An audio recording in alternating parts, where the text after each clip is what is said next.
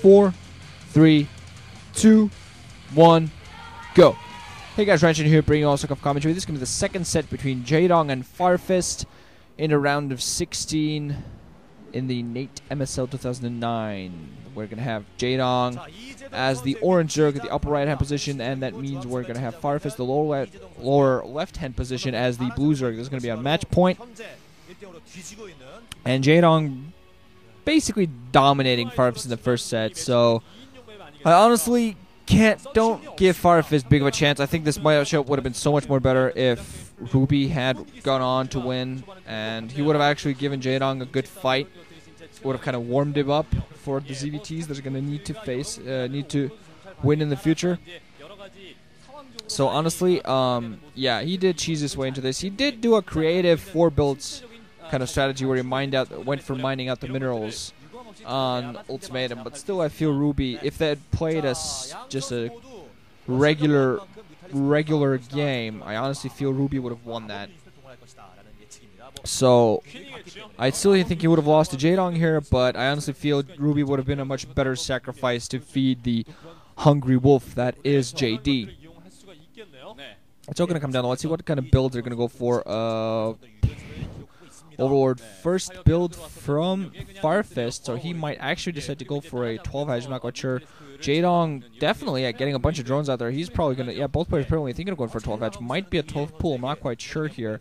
Both players apparently thinking of going for heavy economy on a two-player map. You see, man, a lot of Zergs are doing this these days. Jaedong definitely, he knows he can play this. He knows he's 1-0 ahead. He knows he doesn't have to play safely. There is going to be a 12 pool alongside an extractor coming in from Firefist. So this is actually a sort of a build order advantage coming in from Jaedong. He's going to have his spawning pool a little bit later, but they are going to be out in enough time to defeat Firefist here, to kill out all of Firefist Zerglings. So definitely a little bit worried, a lot more worried for Firefist I am at the moment than Jaedong. His spawning pool, yeah, coming down just now alongside his tractor. As long as Jaedong pushes back this attack that's going to be coming in from Firefist, who meanwhile expands, as long as he pushes back his early Zerglings, he's going to be able to have an economic advantage, get his second gas up much earlier, tech up, and just win that way. I'm going to see whether he decides to actually switch up or actually do something different, maybe go for heavy Zerglings as he did last time. There's going to be a very quick lair coming in from Firefist. As soon as that spawning pool got finished, lair, go lair. Probably going to see actually the same story from Jaedong. He's getting his gas up, probably just waiting for the spawning pool to come so he can get his lair going just as soon as that happens. Firefist is building, I think, 4 Zerglings at the moment. And Jaedong, actually no, okay, never mind. He's actually going to pump Zerglings to start things off, not getting his lair going. So we're going to see what actually decides to go for a speed Zergling attack to start things off. And that might be actually fairly efficient because Firefist only has 2 Zerglings. I think he's going to have 4. We're going to see how many Jaedong spawns. Overall, he's getting more Zerglings out in the field, I think. And if he gets speed for his Zerglings, it's going to be much earlier than for Firefist. And he might actually finish this before it even comes to Mutaplay. Has 1 drone in natural expansion at the moment, moving out with his initial Zerglings, pumping even more, and just getting his lair up alongside. But I definitely think he actually went for the Speedling upgrade before anything else. Firefist has only 4 Zerglings to defend his own ramp. Jaedong has a lot more on the way. He is going to have his Spire up right now, a little bit sooner than Jaedong's. We're going to see how much of a factor that actually becomes. Jaedong going to move out with a lot of his Zerglings, waiting for speed to kick in, getting for OVs going, and getting even more Zerglings out in the field. He's going to go for a full-in Zergling bust at the moment. We're going to see what actually goes for this right now. There is a creep colony being put down as Firefist spot this out, getting more Zerglings out in the field. His first creep colony, there is going to be a sunken right now. Jaedong, his speed gets going. We're going to see what he goes for this tech. He's going to try to get us around. No, he's not. He's going to go right for the main run past this entire position. Going to go for the drones here. We're going to see how much damage they're going to manage to get. Actually going to start by attacking the Spire. We're going to try to take the Spire, and he might be successful, forcing a cancel on the Spire. Oh! Losing a lot of his Zerglings in the process, but forcing a cancel, and that's already a huge advantage for Jaedong. He's now going to have his Spire up earlier alongside a slightly stronger economy. That's going to be a huge advantage. Meanwhile, now has three other Zerglings inside of Firefist main, just being all over annoying. Has a few more Zerglings grouping up. Actually going to go for the natural advantage. These are ones that go sunken colony there. He's going to be able to get us around on it. He's going to be able to pick this up. Not enough forces at all for Firefist.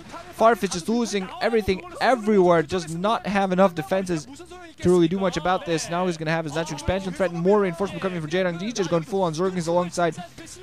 Possibly should be actually getting his Spire up alongside. Is going to go for this natural expansion, giving it a foot around. Firefist does not have enough forces at all to defend this. That delay on the Spire was absolutely critical. Firefist desperately trying to get some Zergs on the field, but he is going to lose his natural expansion, and with that, most likely going to be GG because Jaedong going to have his earlier Spire. He's going to have his Mulos out in the field sooner than Firefist. Does have more forces on the ground. He's absolutely dominating this game. So, just simple game for him. Simple win overall against Firefist. Firefist is going to try to poke it up. A little bit of a fight at the end, but Jaedong gets us around, picks off all those Zerglings, a couple more there to defend, but Jaedong moving in with even more. He's actually going to go for that Spire again in a very open position. That does come up, but it might actually get taken down before anything else. It is going to get taken down. Yes, it is. Huge spurt of blood as the Spire goes down, and GG from Firefist. Just dominated in minutes by Jaedong, and Jaedong getting a little bit of that look in his face. Look at that. Look at that. There is a little bit of life coming back into his eyes. When Jaedong looks a little bit disinterested, you kind of don't want to be there because then it's not the Jaedong you want. But when he has that look in his eyes like he's about to eat you alive, that's when you got to be afraid because that's exactly what Jaedong is going to do. He's going to crush you, he's going to rip you to pieces, rip out your guts and make you eat him. And there's a white guy on TV. Hello. So Jaedong moving out to the round of 8. We're going to see how well he plays there. I know everybody is hoping for an eventual Flash versus Jaedong showdown, and before that happens, I really hope that Jaedong gets a little bit of his old life back into him to give Flash a good match, because if he plays like without that fire in his eyes against an opponent like Flash, he can maybe crush little bugs like Firefist without really trying, but to play against a player like Flash who's streaking like crazy right now, he's going to need that evil overmind look in his eyes yet again. We're going to see what happens. So GG guys, thanks for listening. Hope you enjoyed.